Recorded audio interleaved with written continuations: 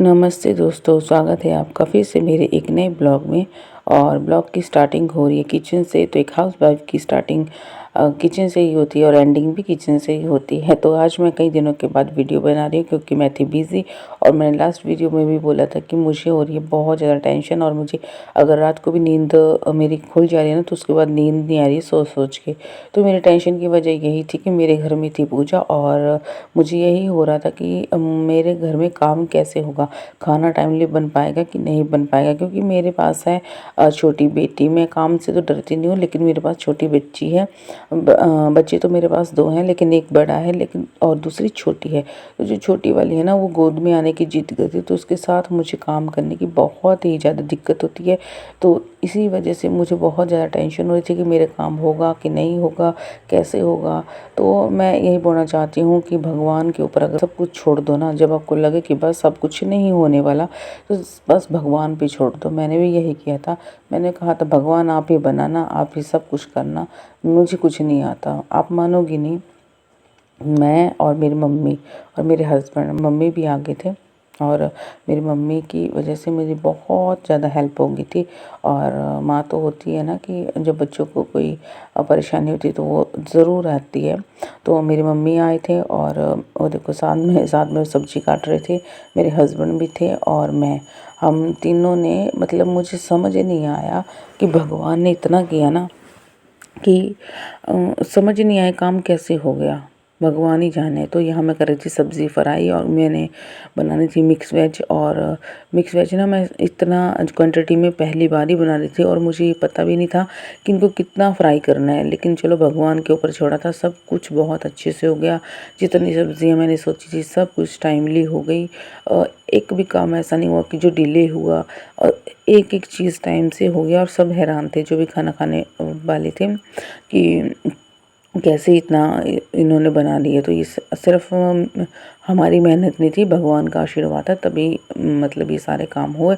और मेरी पूजा जो थी हमने करवानी थी, वो बहुत ही अच्छे से हो गई। तो यही था कि काफ़ी दिन से टेंशन चल रही थी कि मेरे काम पता नहीं होगा ना होगा। और चलो भगवान ने एक एक चीज़, मैं बोलती हूँ ना, भगवान ने मेरी बिल्कुल अच्छे से खुद निपटा के गए हैं जैसे। और यही पूजा की बात नहीं है, मैं ये बोलती हूँ ना, आज अगर मैं आज सोचूं तो मैं ये सोच रही हूँ कि भगवान ने ना मुझे, मतलब एक एक चीज़ जो है ना, छोटी से छोटी चीज़, बड़ी से बड़ी चीज़, वो सब कुछ भगवान ने मेरे अकॉर्डिंग ही की। जो मैं चाहती थी, ये जो मेरी भलाई के लिए था ना, वो था। मैं हमेशा, भगवान मेरे लिए मेरी पसंद का सब कुछ करती थी, लेकिन मैं उसी भगवान को परेशान करती रही। भगवान ये नहीं हुआ, भगवान वो नहीं हुआ, आपने ये नहीं किया, वो नहीं किया। और मैंने आपके कहे रास्ते में मैं चलती रही, और आप मुझे परेशान करते रहे। मैं हमेशा उसी भगवान को परेशान करती रही। लेकिन जब आज मैंने देखा ना अपने पीछे मुड़ के, तो मैंने देखा कि कितने सालों से जो चीज़ हो रही थी ना, उसका फल मुझे आज मिला या मिल रहा है अभी। कि जो भी घर में सिचुएशंस होती थी ना, जैसे ससुराल में, मायके में, तो मैं यही देखती थी, मैं परेशान रहती थी हमेशा कि भगवान मेरी नहीं सुन रहे, भगवान मेरी नहीं सुन रहे। मैं आपके रास्ते पे चल रही हूँ, आपके बताए रास्ते पे चल रही हूँ, लेकिन फिर भी भगवान आप मेरे को सबसे ज़्यादा परेशान कर रख रहे हो। लेकिन आज जब मैं फ़ील करती हूँ ना, तो मतलब मुझे ऐसा लग रहा है कि भगवान, अगर मेरे को, मैं उस टाइम परेशान भी रही ना, तो वो मेरा अविश्वास था, भगवान के ऊपर विश्वास नहीं था। क्योंकि भगवान ने बोला था ना कि अगर तू मेरे बताए रास्ते पे चलेगी और ज़्यादा तेज़ चालाकियाँ नहीं करेगी, लोगों के साथ झूठ नहीं बोलेगी ना, तो मैं तेरे साथ खड़ा रहूँगा। तो वो सब तो हुआ, लेकिन मेरे को विश्वास नहीं रहा। मुझे लगा कि मैं इतनी परेशान हूँ, क्योंकि परेशानियाँ देखो आएंगी। अगर आप सच्चे बनो रहोगे ना हमेशा, या आप हमेशा सबकी बातें मानते रहोगे, मुंह बंद करके रखोगे, हाँ जी करते रहोगे, तो आपको परेशानियाँ बहुत आएंगी, और लोग इसका आपका बहुत ज़्यादा नाजायज़ फ़ायदा उठाएंगे। लेकिन उस टाइम हमें बस मन में ये रखना है कि भगवान सब कुछ देख रहे हैं, वो देखेंगे आपको, वो आपकी हेल्प करेंगे और कर रहे हैं। मैं देखती हूँ ना आज कि मैं कहाँ थी और कहाँ से कहाँ उठ के आ गई। और मैं बता नहीं सकती मैं किस किस बात के लिए भगवान का धन्यवाद करूँ। मैं किस किस्मत जो मैंने भगवान को परेशान किया ना, क्योंकि होता है ना कि जब मैं परेशान होती हूँ तो मैं कहाँ जाऊँ और किसके पास रहूँ, किसको बोलूँ। एक भगवान के पास ही तो मैं जा सकती हूँ, तो मैं उन्हीं के पास जाती थी, रोती थी कि भगवान आप मेरे साथ ये कर रहे हो, भगवान वो कर रहे हो, भगवान मैं आपके बताए रास्ते पे चल रही हूँ, तो जाऊँ भी तो कहाँ जाऊँ। तो फिर कई बार ऐसा हो जाता था ना कि मेरे से मतलब माफ़ी भी बहुत छोटा शब्द लगता था कि अब मैं कैसे अब भगवान से माफ़ी मांगूँ कि भगवान मैंने आपको इतना परेशान किया है। जैसे एक छोटा बच्चा माँ को परेशान करता है ना, जिद करके, माँ बाप उसको सारी बात मानते हैं, लेकिन वो क्या करता है, फिर से माँ बाप को परेशान करता है। तो माँ बाप का मन भी बहुत दुखी होता था। मैं ये सोचती हूँ कि यार मैंने कितना दुखी किया भगवान को, इस भगवान को जिसने एक एक चीज़ जो मेरे बोलने से की, हर एक चीज़ मेरे बोलने से की, फिर भी भगवान को मैंने दुखी किया। तो क्या सोचती हूँ कि एक माँ भी दुखी हो जाती है। मैं खुद अपने बच्चों से दुखी हो जाती हूँ कई बार, जब मेरा बच्चा जिद करता है, उसके बोलने से सब कुछ हम करते हैं, और जब वो कहना नहीं मानता ना, जिद करता है, तो कितना मन परेशान दुखी होता है।